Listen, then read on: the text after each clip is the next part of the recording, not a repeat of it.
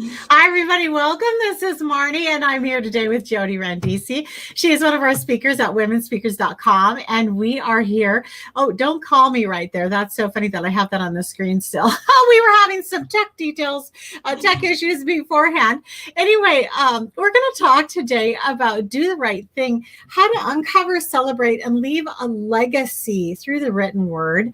And Jodie is the perfect one to talk to us about this. She has spent her career observing what it takes to connect and motivate, inspire human behavior. As a speaker, her unique ability to blend humor with serious issues touches and enlightens audiences.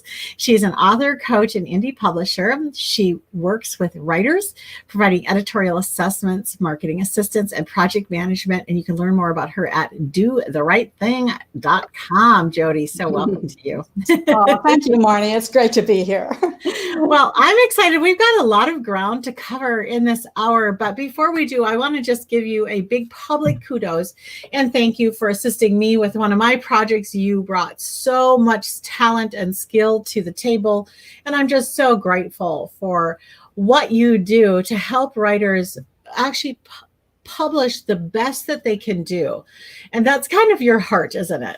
Yes, it is. I was honored to be invited into your world of communication, because I am very passionate about having the audience really receive what you're putting out there. Yeah. So, which in the end is the goal. It isn't just to get it off your chest.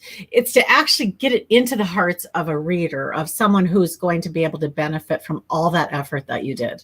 Yes, that's correct. And I would say to your audience, our audience, that if you're listening to this, you probably already believe in the higher power of story and communication. Mm-hmm. And you already have a calling from the Lord that you are important. Your message is important. Your life experiences, your life lessons weren't for naught, that the Lord has a purpose in everything that we do. And if you can connect the dots and then share it, how pleased are you and how pleased is the Lord?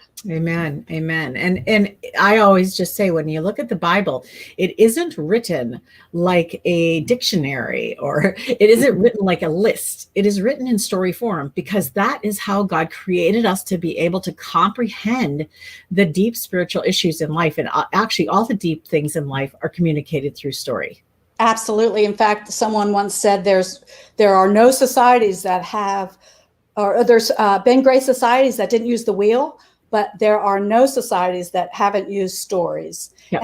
And I would love to read something. Even the business world is shifting. So I got this article that says stories are about collaboration and connection. They transcend generations. They engage us through those emotions. And I know you had a speaker on before that went through all of this, but I think it's important to start there, that some people are afraid that you have to be a professional storyteller to share your message. And if that's true, then there are some significant things going unsaid. Wouldn't you agree? Right. And all of us, from the time our babies were in our arms, have been telling stories. You know, it's not like this is a new skill to us. The difference is that it's new on camera, or it's new in written form to be a book or a blog or something. And so that's where it changes. But you're all storytellers. You always have shared the story of when Grandpa did this or whatever. I mean, we've been telling stories our whole lives. So that's awesome. So let's go ahead and dive in. What is the number one key to making it possible and probable for our listeners to get their message out in a way that can be preserved, published, produced, or even performed? Well, let me start with a question. Has anybody ever asked you about your voice or your story or your message? Well, if the answer is yes, then your art. What is your art? Identify what it is, your uniqueness in the world that the Lord has planted in your heart and your mind and your experiences. That is your story. If it's important and someone has asked you about it, then it's a calling, I believe. And then the second question is, what's your territory? Is it that you should be a published author, or is it that you should be a letter writer, or is it that you should make a family scrapbook? So that's what I mean when I ask, what is your gift? What is your territory? My mission statement came from something my son said one time, and he was 8 years old in third grade. His teacher put on the board, "Somewhere out there is." And they were asked to fill in the blank. Well, my son, I don't think he knew he was being so prolific, but he wrote, somewhere out there is someone calling my name. Wow. So that is a heavy statement. And it became my philosophy and my foundation that every one of us have these divine appointments, these unique stories, and somewhere along the line, there is someone calling your name, and you are the only you there is. So nobody else can tell your story. In fact, why let anybody else tell your story? You know how stories can devolve or evolve and not be the truth. So I encourage everyone who has that experience that can answer those questions and want to preserve, produce, perform, publish your message to think about those two questions. What is your gift and what is your territory? And these things can even morph or expand over time. My first book was Kitchen Shortcuts, Marnie's Kitchen Shortcuts. And it came based on people asking me, how do you do that? They were watching what I was doing with my life, and I was doing a ton of entertaining on a very tight budget with not very much time. And they kept saying, well, how are you doing this? You're just serving night after night, these big groups of people. How are you doing this? And so it became a book. That was the story I had to tell at that time, was how do you do that? Yesterday we had lunch. I was with on a trip, and we had lunch with a gal that I'd never met before. And about 6 or 8 times in the conversation, she used the words, we're just here to flow through, to let life flow through us. And so later in the conversation, I said, recently I wrote a book that's called Flow Through Vessel. I wonder if you'd ever be interested in reading that. Talk about who you're here for. And it becomes clear to you when you're the person who's supposed to tell a story or share something, it becomes clear to you that this is part of the reason why you're here on earth. And that's what you're talking about. When you have this R and you have this tribe and they're out there, but you're not connecting with all of them yet. That's right. I was in a season where every fall I went to what's called Snail's Pace Retreat for Women. It was a silent women's retreat, which, by the way, is kind of, oxymoron, because we women, we like to talk. Chat. But, the question there came up to the proprietors of the property and the ministry. How did this all happen? It's so wonderful, blah, blah, blah. So, of course, they wrote The Tale of the Snail. And is it professional? Is it on Amazon? No, it is just a collection of personal anecdotes, stories, incidents, miracles that took place, or revelations that came to personal people with names. Are they famous? Not in the least. So yes, you're talking about when the question comes up and you feel the need to answer. Right. And the difference is, and this is why I just love authors so much. I just spend a lot of my time saying, thank you, because it takes a lot of work to actually do that writing and to get it into a format that other people can digest it. But how amazing is it that now someone who's curious about the answer to that doesn't just get the 30-second rendition that they could actually have time to give you when they're having to dash off and do their other managerial tasks at the campground. But how awesome is it that you could take that home and you can sit with it and you can be amazed at what they have done and what God has done through that ministry, and even inspired.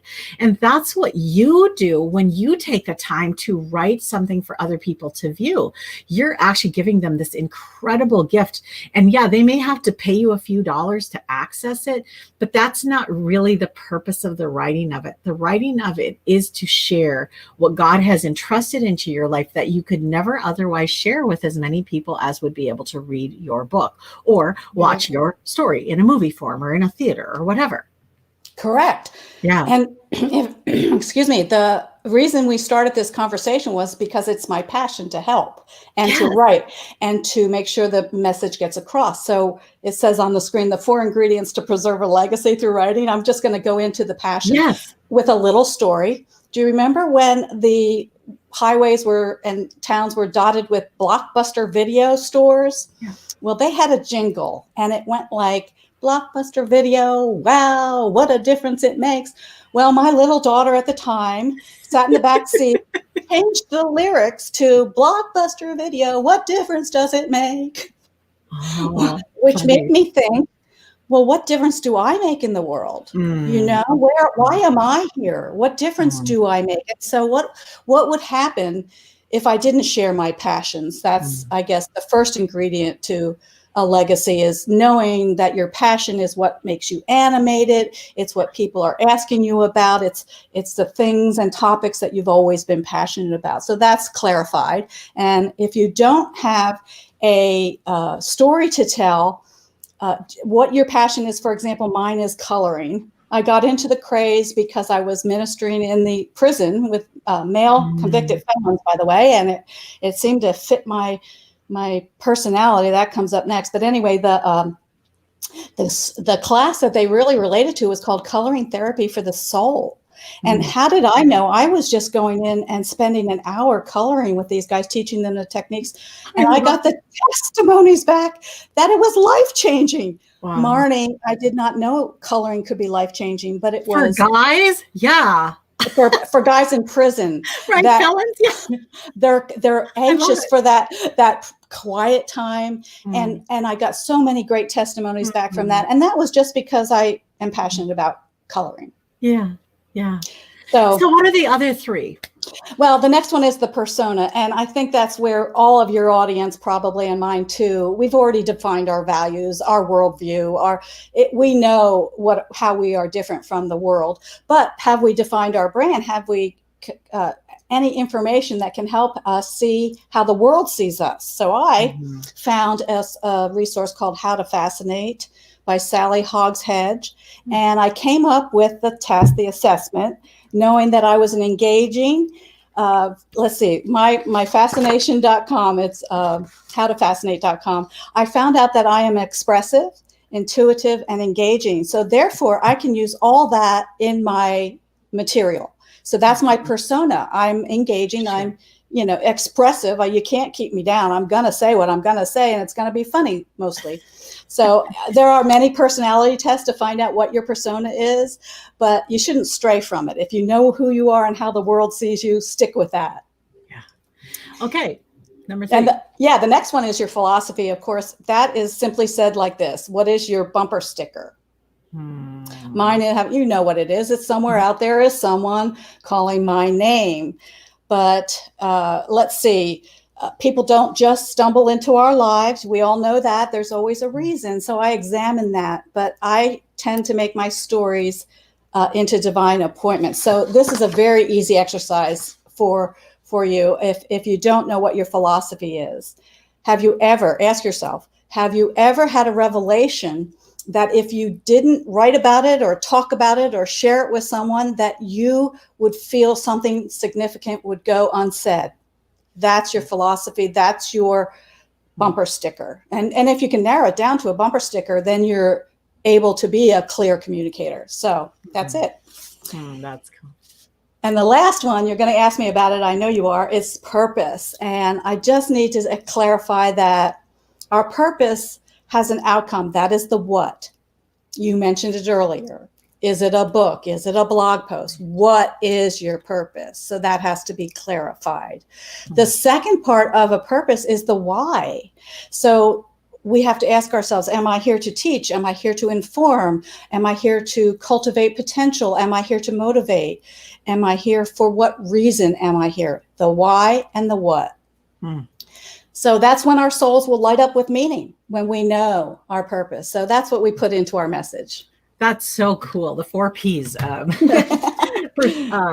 Passion, persona, philosophy, and purpose. Love that. Love that. And the next thing, I'm grabbing my notebook here because you've got some exercises, and I'm going to have you just whip through these. And I know you guys really, you can go over to Jodie's website and get all of this more from her in detail at do-the-right-thing.com, do-the-right-thing.com. So let's go ahead with the 4 exercises.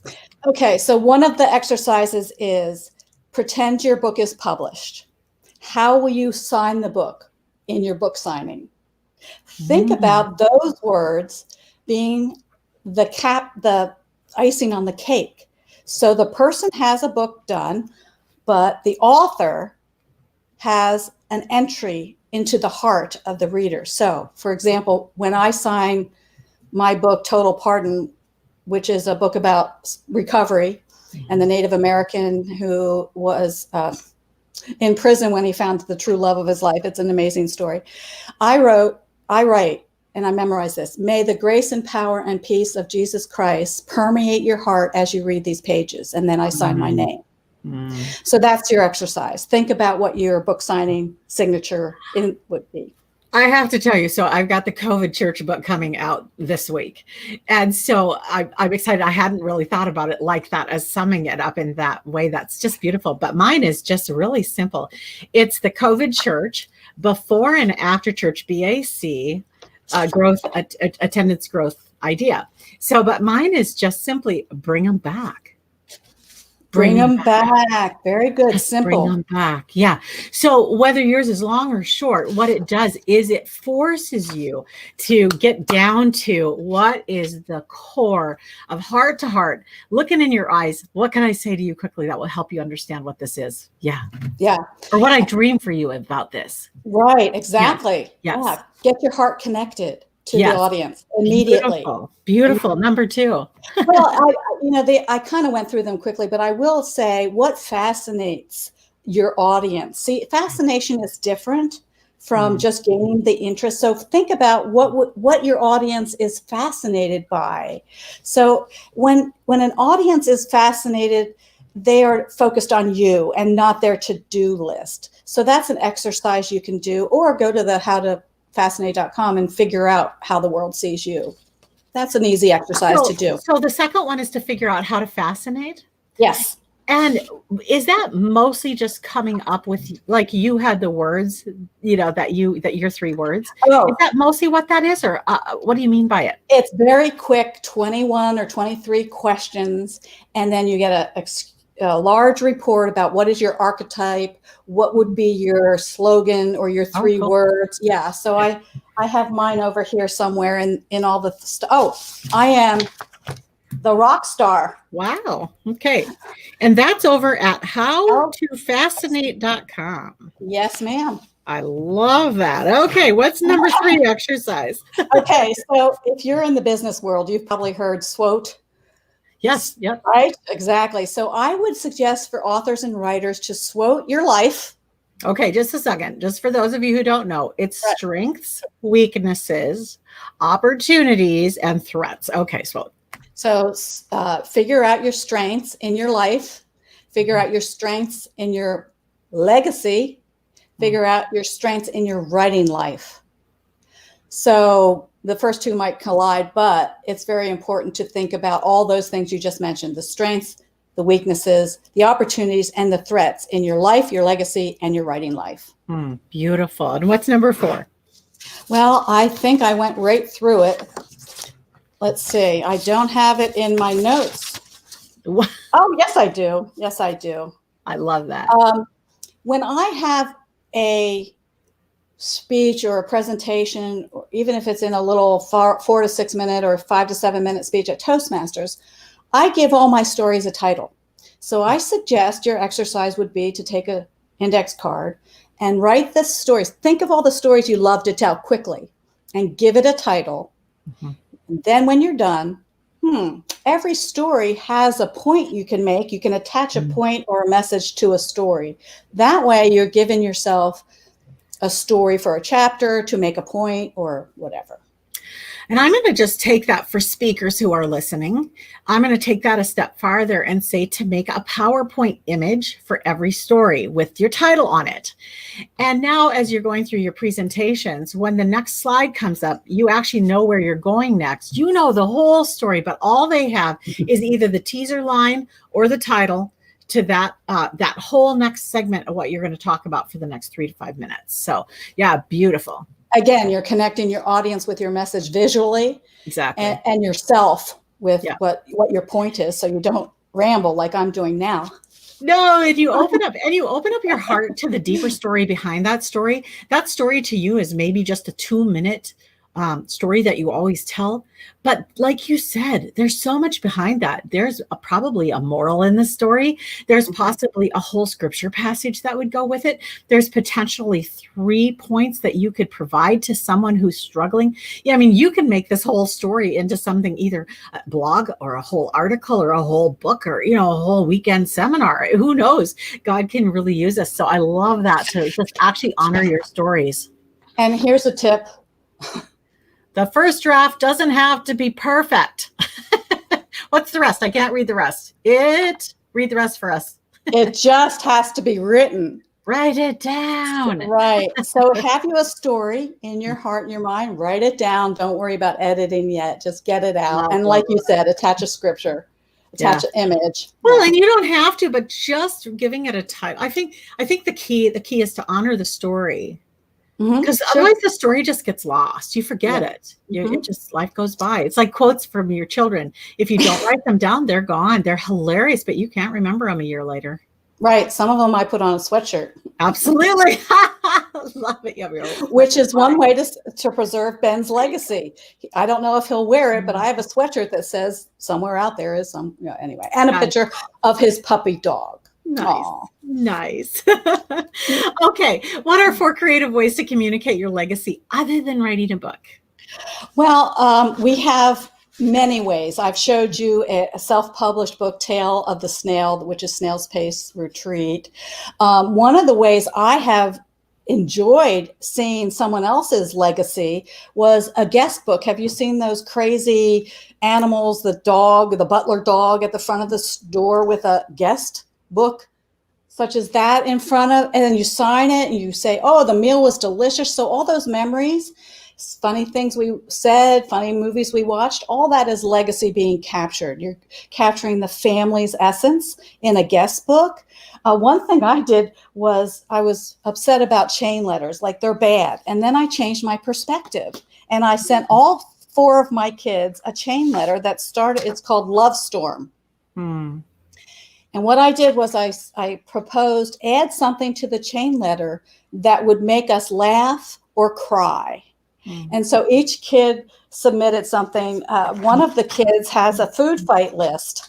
So it's a regular food list: bread, pudding, Pepperidge Farm, that's our brand, salmon. These are my husband's list. And then all of a sudden, Emily writes dog treats for Robin. Well, we have to laugh. Chocolate, anything, she writes. Good food for lunch. And then knock Robin out before you get home. Robin's face. So obviously they were in their fighting stage. They've since made up. And so what I did was, while she's an adult, I didn't want her to leave with the food fight list. I, of course, used a software program called Comic Life.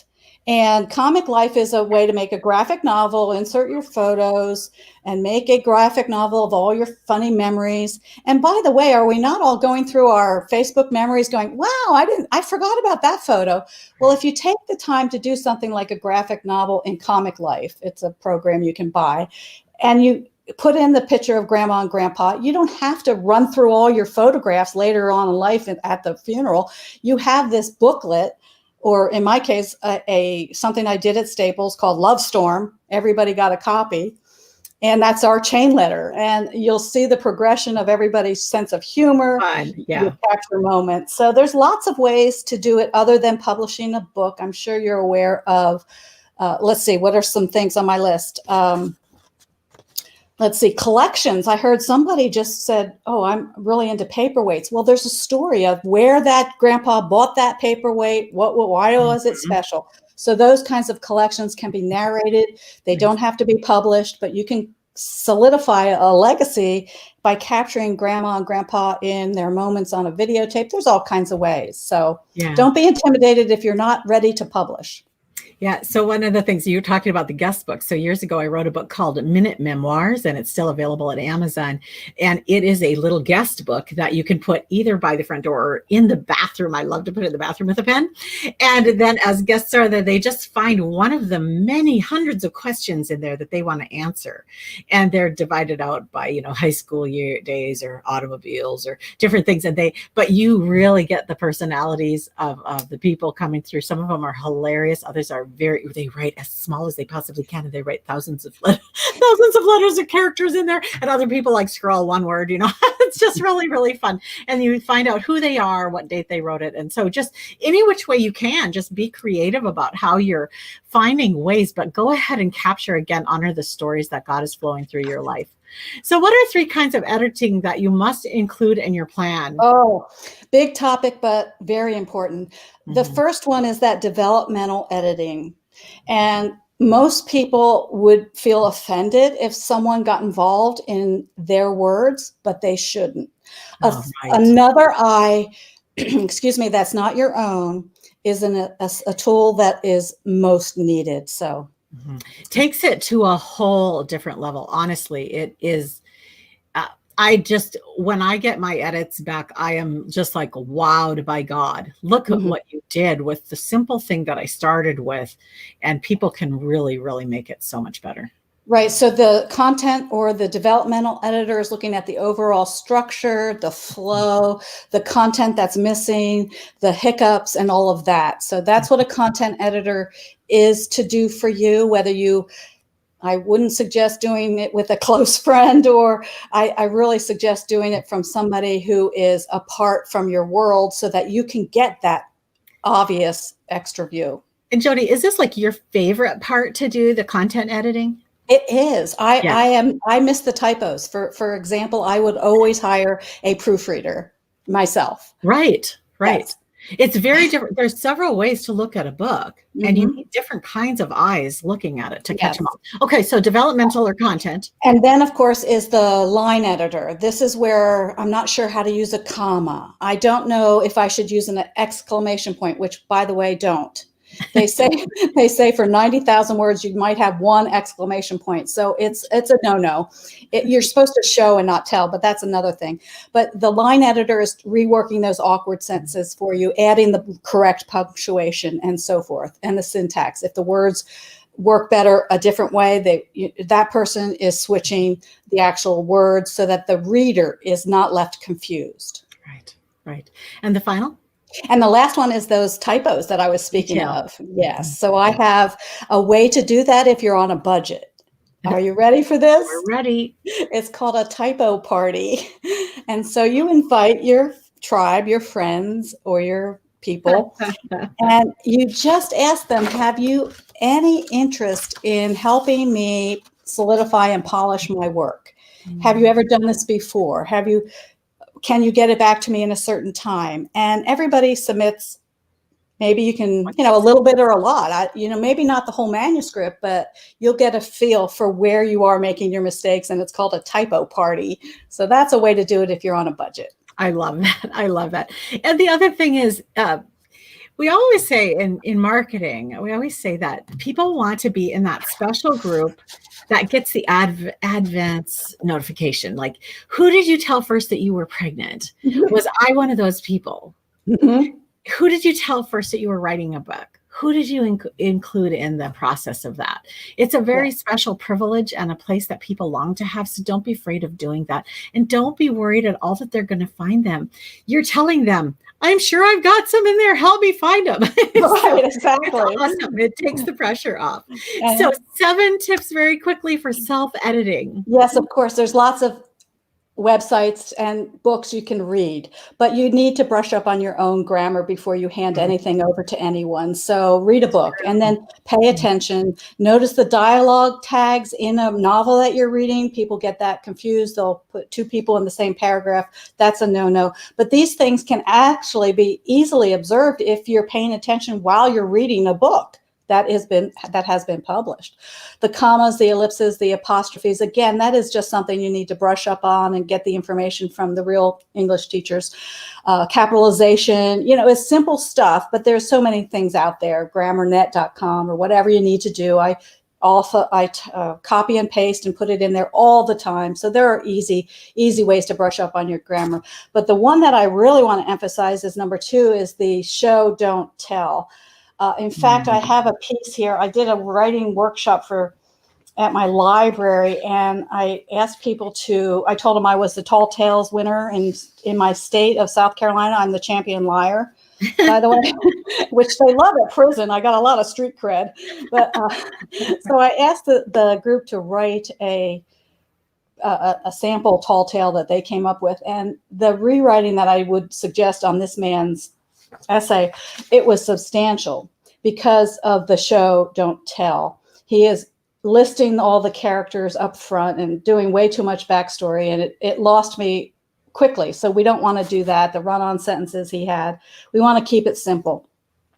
The other thing, number 3, would be the head popping. We can't change our point of view, even though we're tempted to express what the other character is saying. If you're going to be omniscient, you're going to be omniscient for everyone. If you're going to do it in first person, which is the most popular, by the way, or third person, right up front, present. But you got to keep that head straight, the reader's head straight. Now, number 4 would be your first chapter. Sometimes the first chapter, Marnie, is the most difficult, and you might end up writing it last after you have expelled everything in your mind on paper. The first chapter has to be the hook. So we have to not, again, put all the characters up in the front. The reader really doesn't care until the character does something. So we have to make them do something, and only one character at a time. We don't mention things that we're not going to follow up on in the first chapter, and we just really need that hook. That's pretty good, right? It is. I had to just stop you there. The first book I wrote was published by St. Martin's Press in New York City. And I had the whole big book written. It'd take me 2 years to write it. They accepted it. I got all the editing done. Everything's ready to go. We're ready to go on vacation. They've got their job to do for the next several weeks and without me. And I get this email and it says, we just need you to write a first chapter. And I was like, what? How do you do that? I just already said everything I had to say. And I really just prayed about it. I mean, I went and got really quiet and I'm like, God, I don't have anything more to say on this topic. And they want a first chapter. And so I just let God help me write it. And it came back. I was able to get it done before we left on vacation. And then the email came back after we got back. She sent an email and she said, your writing skills have improved so much since you started on this project. That was the best chapter. Sure. And so don't be intimidated by this. Anything your editor asks you to do, or like all of these, it seems overwhelming when you hear it all at once, but it's okay. God's got you and he's going to help you. But you're right about sometimes the best time to write the first chapter is when you're all done with the whole project. Okay. What is number 5? Yeah, well, you're leading me right into number 6 because it's getting feedback. Okay. It's getting feedback. And I don't recommend really sending the full manuscript to random strangers. Right. Maybe you're afraid of theft, but that's really the case. But it's really not enough to get specific feedback. So this first thing I suggest is to send 2 or 3 chapters to, if you're hiring a professional editor, and look at how they respond back and whether you agree, whether they've changed your voice or not, or whether they get you. So it's okay to be upset if you see a lot of red marks, but because it's your baby, but you have to take that step back and just say, well, yes, I'm okay now. And ask for a repeat if it doesn't seem appropriate. So that's what you do with your beta readers. And I do have a pitfall right here to insert. I published my first fictional novel that I've been working on forever. And it finally came to my heart that this needs to get out there, one of those moments. And I put out on Amazon a version for my beta readers to get blurbs. I contacted the influencers in the area of kindness, which I got some back. And then my intention was to republish it without the typos that the beta readers would find and include those blurbs. But now history has shown me that Amazon has 2 versions of my same book. So the person that edited my book bought the wrong version. She wanted to see if I used her edits. And she contacted me and said, Jodie, what happened? All those edits I did for you. And I went, oh, I don't know how to work with Amazon to delete that bad copy, but there is now the new copy. Yeah, I do caution you too. This is wonderful that this came up. Keep it behind the scenes until you're ready to publish it. And of course, you can do updates to your book, which is one of the most beautiful things about living in 2020 is that you can actually update it later, but you don't want to be putting it out there until you're really ready, because whether or not you can change get rid of that other one, if you had gotten bad comments on that, you can't get rid of those. So, there's a couple good reasons to wait until you're ready to go. Awesome. Yeah. And number 7. Choosing an editor. Good editors always are busy, first of all, and they're not cheap. If they're cheap and hungry, well, that would be, some cases, but not in general. I'm speaking to an audience that has a budget and really has something to be polished. Be prepared to have your budget set aside, and don't fudge on that, because it's an important thing. And again, there are 3 types of editors. So be asking for samples of their editing, maybe the books that they have edited. They will mail you an entire book sometimes. Make sure that you include maybe an error and see if they catch it. Maybe. Yeah. And it's important that you choose an editor that is going to resonate with you personally too. You don't want to have somebody that's just grading on your personality. You want to choose someone who you can actually work with. Editing a book is a big deal. It's a process. It takes time, and you want to be able to trust this person and also have them really honor what you've done. So you're looking for someone who kind of has a conversation with you and shows you some of their work and how they work, and you feel like, yes, this is the right person for me. Yeah, it has to be a match. Yeah. So what are 3 mistakes that first-time authors make? We could have probably 100 mistakes, but what are the 3 that you want to point out? Well, as you said, producing a book and publishing is difficult, and it takes a while. So cutting corners and, in fact, rearranging the fonts or the chapters to fit the number of pages, and that is rearranging your work so that it fits your formatting. And that's the number 1 mistake. Do not format until you have written your entire manuscript and it has been edited in Microsoft Word. Yeah. Can I just point in, if you're having someone format it for you, they have to have a final draft.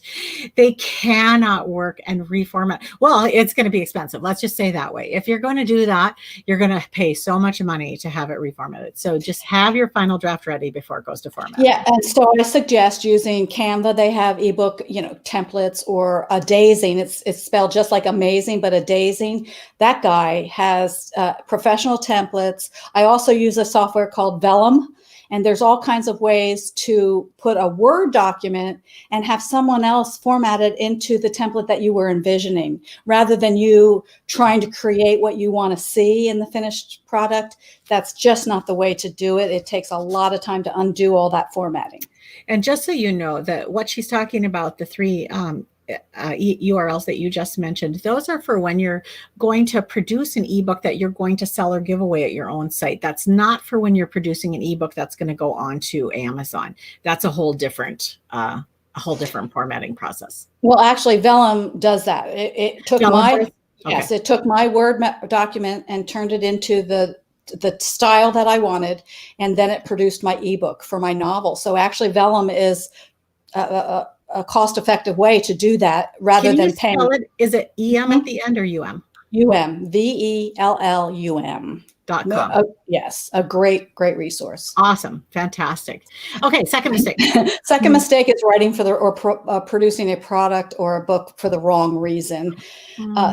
Generally, people find that writing is therapeutic, but unless you have a universal, unique message attached to your experience, sometimes it comes off differently than you intended. And so that's a mistake that sometimes people will write. And if you want to see your name in writing, or that's your ego, that's part of that. Don't write for the wrong reasons.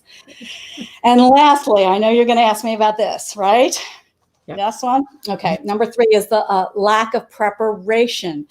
It's not researching your readers, not understanding your intended demographic. You can't write for everyone. That's just a myth. If you think my book can be read and absorbed by everyone, you're mistaken.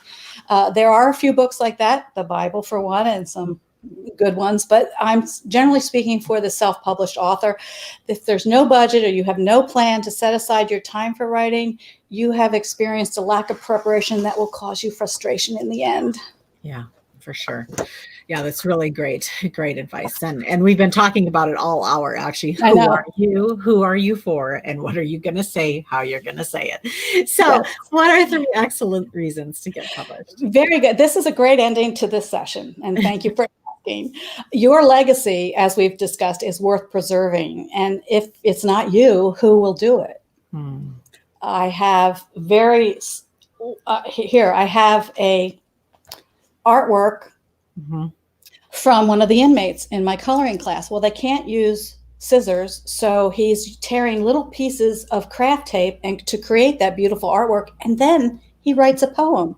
I'm a broken treasure. Can you take me back together? Can you see my lines? They're precious and divine. So my head just exploded. He has a legacy to preserve. He discovered that he was a poet. So your legacy is worth preserving. So number 2, becoming a published author. This is an excellent reason to become a published author. Credibility.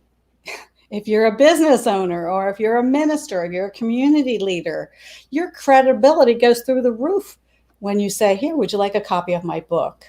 And the last thing we need to all remember is, and if you have to write this down and look at it in the mirror every day, you can change the world. You can change hearts. You can change minds. And that is because God has a calling on all of us.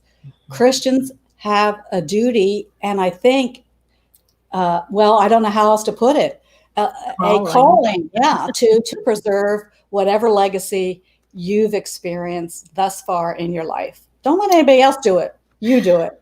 Well, and actually nobody else can do it the way you would do it.